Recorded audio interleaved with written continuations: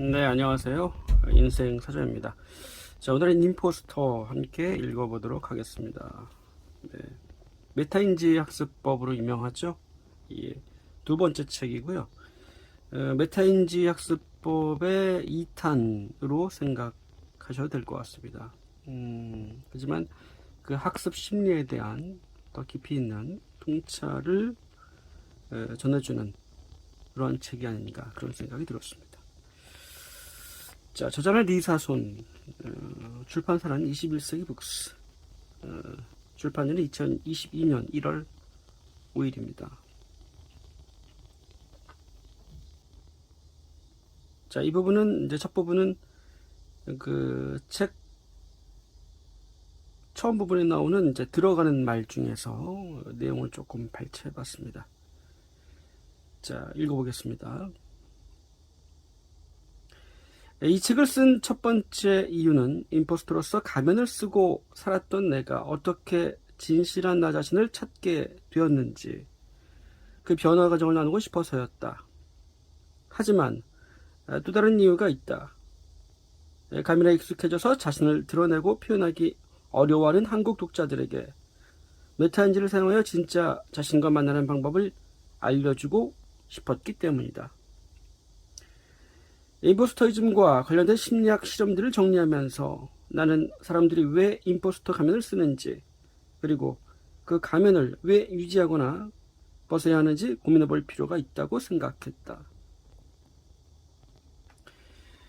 이 책에서 나는 임포스터이즘을 우리 인생에 꽤 큰 영향을 미치는 행복, 사후과잉 확신 편향, 겸손이라는 개념과 연결시켜 다뤄보려고 한다. 이 세 가지 개념과 연결된 삶의 영역에서 임포스터이즘이 어떻게 모습을 드러내는지 그리고 가면을 벗는 과정에서 메타인지가 어떤 역할을 할 수 있는지를 이야기할 것이다. 네. 자, 발췌는 역시 한 두 부분 정도 했습니다. 그 첫 번째 발췌 글입니다. 자, 피드백을 뒤로하는 임포스터. 완벽주의자는 완벽해지기 전까지는 자기 모습을 절대로 드러내지 않으려고 한다. 나에게 한국말을 완벽하게 흡수하고 싶은 욕심이 있다고 하자. 하지만 누군가에게 한국어로 말을 걸기에는 실력이 많이 떨어진다.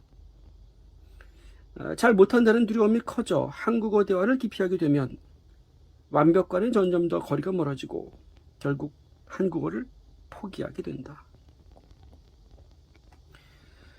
상황에 반대로 흘러갈 수도 있다. 부족한 대로 지금의 내 실력을 있는 그대로 내보이게 되면 사람들과 한국어로 대화할 수 있는 기회도 점점 늘어날 것이다. 그리고 사람들로부터 실수에 대한 피드백을 듣게 되면 내 한국어 실력도 향상되어 완벽에 더 가까워질 것이다. 나는 메타인지 학습법에서 실패할 기회를 만들라고 여러 번 주장했었다. 이번에도 나는 실수했던 과정을 기억하라고 강조하고 싶다. 그렇다면 실수하는 것은 왜 중요할까? 사실 실수 자체는 중요하지 않다. 만약 내가 한국어 발음을 틀리고도 그냥 지나쳐버린다면 그 실수는 학습에 전혀 도움이 되지 않는다. 실수보다 더 중요하게 생각해야 할 것은 실수 후의 피드백이다. 피드백을 들어야 내 발음을 개선할 수 있고 관련된 새 단어를 배울 때도 도움을 얻을 수 있다. 하지만 임포스터들은 피드백을 피하려고 한다. 완벽하지 않은 자기 모습을 들키는 것이 너무나 두렵기 때문이다. 나 역시 피드백 받는 것에 대한 두려움을 완전히 극복한 것은 아니다. 내 한국어 실력이 꽤 괜찮다는 칭찬을 듣고 나면 그 다음 한국인과의 대화에서 행여라도 실수를 하게 되어 예전의 칭찬이 무색해지는 건 아닐까 두렵다. 얘기 들었던 것만큼 그렇게 잘하는 건 아니네 라는 말을 들을까봐 말이다. 그러나 이런 두려움을 떨쳐내기 위해 나는 더 적극적으로 한국어로 대화하려고 한다. 내 한국어 구사력이 지금 수준으로 향상될 수 있었던 것은 내 실수에 대한 사람들의 피드백 덕분이다. 과거에 초라했던 한국어 실력을 무시한 채 원래 이 정도 실력은 있었는걸? 하고 스스로를 속였다면 지금껏 난 한국어를 잘하는 척하는 임포스터로 살고 있었을 것이다. 제가 이 부분을 읽으면서 이제 느꼈던 것은 실수에 대한 관점이에요. 사실은 여기서 이제 이 교수님께서 말씀하시는 게 실패와 실수입니다. 예, 실수하면 안 된다. 예, 이러한 고정관념이 강하게 우리는 성장하면서 박혀 있게 됩니다. 그리고 또한 실수를 할 때마다, 자신이 뭔가 들켰을 때마다 자신을 자책하거나 자신에 대해서 왜곡된 판단을 하게 된다는 거죠. 그래서 역시 나는, 이제 실수하는 자신의 모습을 보면서 역시 나는 부족하구나, 안 되는구나, 내지는 역시 나는 뭐 잘 노력해도 더디구나, 뭐 이런 자신에 대한 부정적 신념들을 갖고서 스스로 끊임없이 자신에 대해서 판단을 하게 될 때 실수라는 관점, 실수는 나쁜 것이다 라는 어떤 그러한 관점이 더 강하게 무의식에 이제 박히게 되는 거죠. 그리고 이제 실수하면 안 된다라는 그 생각이 더 긴장하게 만들고, 또 실수하면 그 긴장을 또 실수하게 만들고, 그 실수를 통해 자신에 대한 어떤 왜곡된 관점을 갖게 되는 안 좋은 그 어떤 악순환이 반복이 되는 것. 그래서 이제 자존감이 떨어지게 되고 자신에 대한 신뢰감도 많이 부족하게 되는 그러한 경험을 했던 기억이 납니다. 그래서 메타인작스법도 그렇고 이러한 그 임포스터 책도 그렇고 실패와 실수에 대한 이야기들을 많이 해주고 계세요. 그래서 제가 이제 리사선 교수님의 책을 읽으면서 많이 저의 관점이 바뀐 부분이 바로 실수에 대한 관점입니다. 네, 실수는 학습이다, 이렇게 얘기를 하시거든요. 그래서 실수를 통해서 우리는 학습하고 있는 것이다. 예. 물론 여기서 이제 피드백에 대한 중요성을 말씀하시고 계십니다. 피드백이 없다면 실수는 의미가 없다, 이렇게 또 얘기를 하고 계시지만, 우리가 이제 피드백이 없더라도 우리가 실수했다 라는 관점으로 끝나는 것이 아니라, 이렇게 하니까 실수하는구나, 내지는 실수를 통해서 내가 알고자 하는 부분에 대해서는 완벽하게 학습이 되지 않은 거구나 라는 것을 알아차리게 되는 것이죠. 그 실수했던 경험을 통해서 또 다시 한번 배우게 되는, 기억하게 되고 다시 또 이해하게 되는 과정이 발생하게 됩니다. 그래서 실수에 대한 관점이 학습적 관점으로, 이것이 이제 그 교수님의 설명을 통해서 완전히 바뀌게 되면서 실수가 자책해야 될 부분이 아니라 내가 무언가를 실수를 통해 배우고 있구나 라는 관점을 갖게 됐던 것 같습니다. 그래서 이것을 실수를 자책하는 습관에서 벗어나게 해주는 그런 계기가 됐던 것 같아요, 저한테는. 자, 다음 발췌글입니다. 자, 실수에 대한 불안감을 없애는 지표약. 학습 내용을 내 것으로 다지려면 실수에 대한 피드백을 기억하는 것이 중요하다. 하지만 고정형 사고방식을 가진 사람들은 피드백을 무시하는 경향이 있다. 그들은 실력은 타고난 것이라고 믿기 때문에 노력해봐야 아무 소용이 없다고 믿는다. 게다가 실력은 변하지 않기 때문에 실수나 피드백도 중요하지 않다고 여길 수 있다.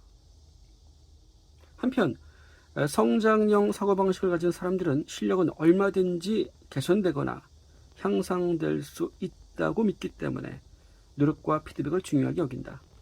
실험 결과들을 보면 실력은 향상될 수 있다고 믿는 이들이 피드백에 더 집중하고 학습 목표도 자기 수준에 잘 맞게 설정하는 경향을 보였다. 예를 들어 고정형 사고방식을 가진 학생과 성장형 사고방식을 가진 학생들이 에세이를 쓸 경우, 성장형 사고방식을 가진 학생들이 선생님의 첨삭을 더 많이 참고하여 에세이를 수정했다. 예. 완벽한 모습을 유지하기 위해 뼈 빠지게 노력하는 임포스터들을 보면 그들도 노력으로 실력이 향상될 수 있다고 믿는 성장형 사고방식의 사람들이 아닐까 생각할지 모른다. 하지만 임포스터들은 고정형 사고방식에 더 가까운 행동 양상을 보인다. 고정형 사고방식을 지닌 사람들이 노력해봐야 아무 소용이 없다는 생각 때문에 피드백을 기피한다면, 임포스터들은 분투하고 애먹었던 과정을 숨기기 위해 피드백을 피하려고 한다. 결과적으로 두 유형 다 학습에서 멀어질 수밖에 없다. 자, 보시면 이제 고정형 사고방식을 지닌 학습자들과 임포스터 모두 다 이제 피드백에 대해서는 되게 기피한다라는 얘기를 해주고 계세요.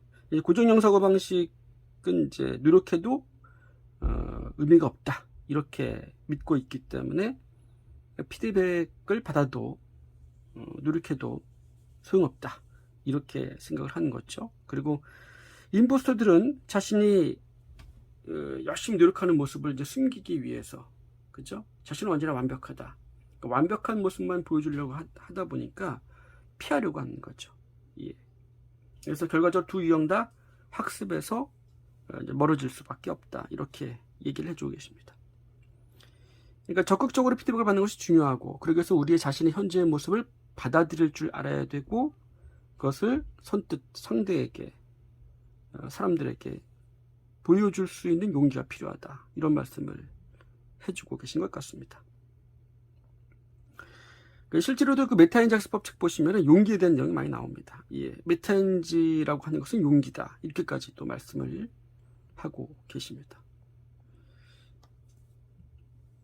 특히 임포스터들은 완벽하게 보여야 한다는 압박감 때문에 혼자서 지나치게 노력하게 되고, 그렇게 애쓰고 노력한 사실을 들킬까봐 늘 전전긍긍하게 된다. 예. 학교 다닐 때 괜히 좀 많이 공감되는 내용들이었습니다. 이런 내용들이. 나는 학생들 가운데서도 임포스터가 많을 거라 생각한다. 학생들은 똑똑함을 완벽함과 동일시한다. 예. 그러니까 원래부터 똑똑한 사람, 원래부터 잘하는 사람 이렇게 보이고 싶은 거죠. 그죠?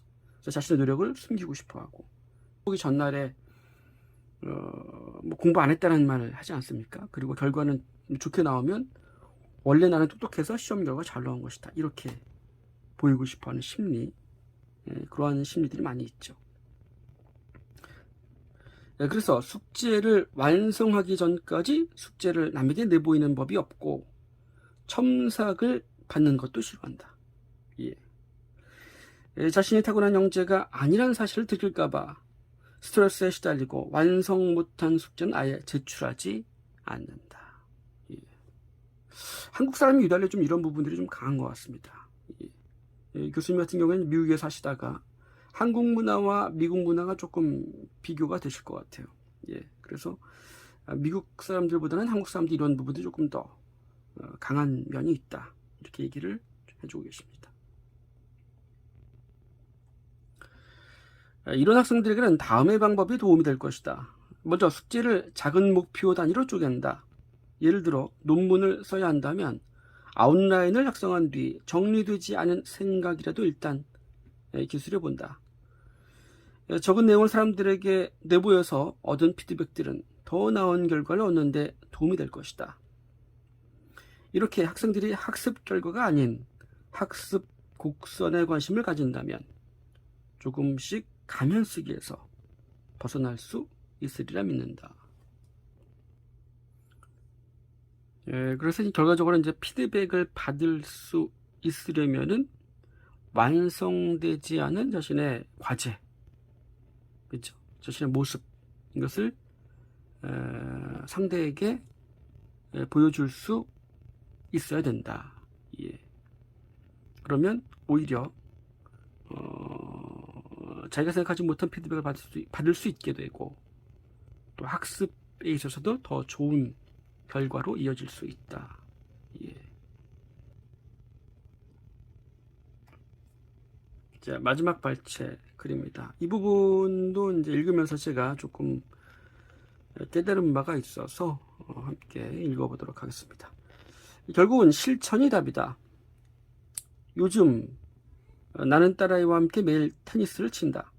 공이 잘 안 맞는 날이면 딸아이는 나 오늘 너무 못 쳐 하면서 금세 포기하려 한다.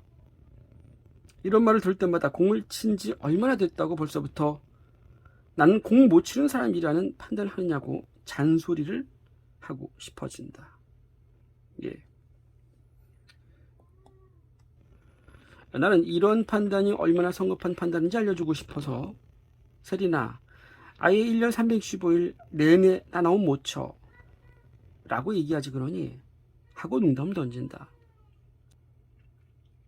예, 그러면 딸아이는 피식 웃으며 알았어요 하고는 다시 서브 하나하나를 신경 써서 치기 시작한다.